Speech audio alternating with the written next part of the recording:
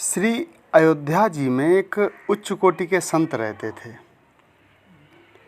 जिन्हें रामायण का श्रवण करने का एक बहुत ही लगन और एक व्यसन था।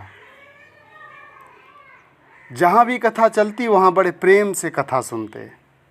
कभी किसी प्रेमी अथवा संत से कथा कहने की विनती करते। एक दिन राम कथा सुनाने वाला कोई जब उन्हें नहीं मिला तो वो एक पास के एक पंडित जी से रामायण की पोथी लेकर के एक पास में जा रहे थे। तो उनको पंडित जी ने प्रणाम किया और पूछा, महाराज क्या सेवा करें?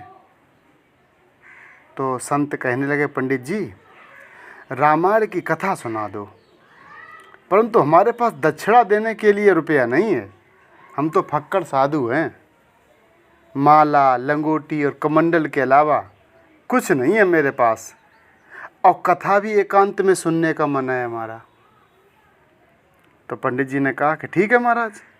संत और कथा सुनाने वाले पंडित जी दोनों सरयू जी के किनारे कुंजों में जा कर के बैठ गए। पंडित जी ने और संत जी ने रोज सही समय पर आकर के उस स्थान पर बैठते और कथा चलती रहती। संत बड़े प्रेम से कथा श्रवण करते और भाव विभोर होकर के कभी नृत्य करने लगते तो कभी रोने लगते। जब कथा समाप्त हुई तो संत ने पंडित जी से कहा, पंडित जी आपने बहुत अच्छी कथा सुनाई, हम बहुत प्रसन्न हैं। हमारे पास दक्षिणा देने के लिए रुपया तो है नहीं, परंतु आज आपको जो चाहिए वो आज आप मांग लो हमसे। तो संत सिद्ध कोटि के प्रेमी थे। श्री सीताराम जी से उनका संवाद भी होता था, भगवान रामचंद्र जी से उनकी बातचीत हुआ करती थी। तो पंडित जी कहने लगे, महाराज हम बहुत गरीब हैं, हमें बहुत सा धन मिल जाए। तो संत कहने लगे और भगवान से प्रार्थना की कि हे प्रभु इसको कृपा करके धन दे दीजिएगा। तो भगवान मुस्करा दिए। तो संत बोले तथास्तु। फिर संत ने पूछा, मांगो और क्या चाहते हो? तो पंडित जी बोले कि हमारे घर एक पुत्र हो जाए, पुत्र का जन्म हो जाए, मेरे कोई पुत्र नहीं है। तो संत ने पुनः प्रार्थना की। तो जैसे ही प्रार्थना की तो हमारे प्रभु श्री राम फिर मुस्कुरा दिए। संत बोले तथास्तु, तुम्हें बहुत अच्छा और ज्ञानी पुत्र प्राप्त होगा। फिर संत बोले और कुछ मांगना है तो मांग लो।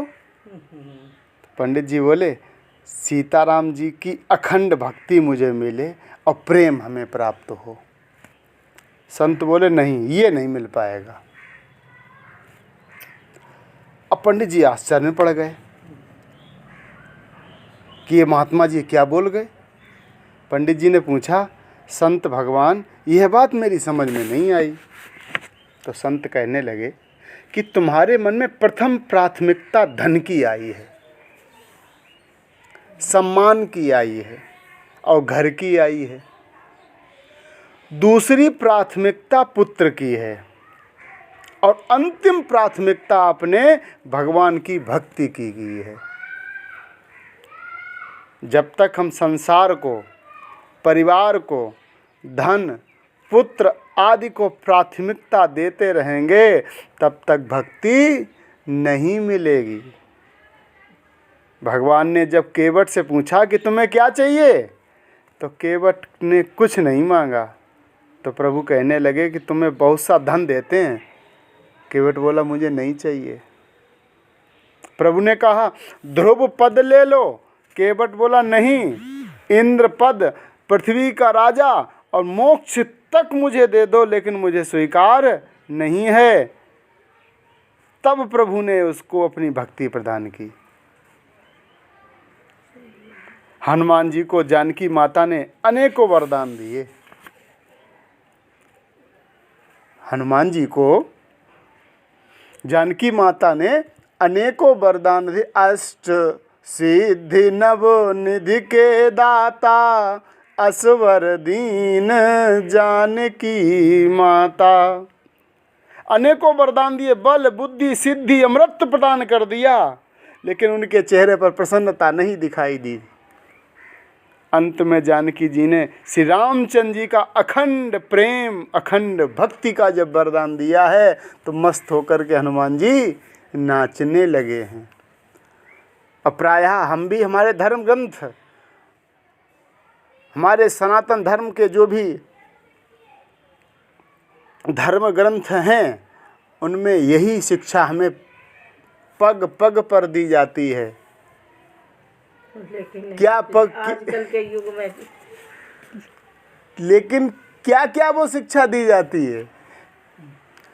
हम लोग जो भगवान की आरती करते हैं, आरती करने के उपरांत में जो कहते हैं कि त्वमेव माता च पिता त्वमेव त्वमेव बंधु च सखा त्वमेव त्वमेव विद्या द्रविणं त्वमेव त्वमेव सर्वं मम देव देव। तुम ही माता हो। सर्वप्रथम स्थान किसका दिया है? त्वमेव माता, तुम ही माँ हो। त्वमेव पिता, तुम ही पिता हो। तुम्हें बंधुश्च सखा, तुम्हें बंधु, बंधु माने भाई, तुम ही भाई हो। सखा, तुम ही मित्र हो। तुमेव बंधुश्च सखा तुमेव। अब अंत में क्या स्थान दिया है? अंत में स्थान दिया है तुमेव विद्या द्रविड़म तुमेव, तुम ही विद्या हो अर्थात ज्ञान हो, और तुम ही द्रविड़ हो। द्रविड़ का अभिप्राय है यहाँ पे द्रव्य से। द्रव्य माने दक्षिणा यानी कि धन। अंत में स्थान धन का दिया गया है। ये जो हम प्रतिदिन प्रार्थना करते हैं, लेकिन इस कलिकाल में हम उस अंतिम में जो सोपान में जो अंतिम सीढ़ी है उसको प्रथम सीढ़ी मान के चढ़ रहे हैं। तो उस परमपिता परमात्मा की भक्ति हमें कैसे प्राप्त हो सकती है? जय जय श्री राधे, जय जय श्री राधे, जय जय श्री राधे।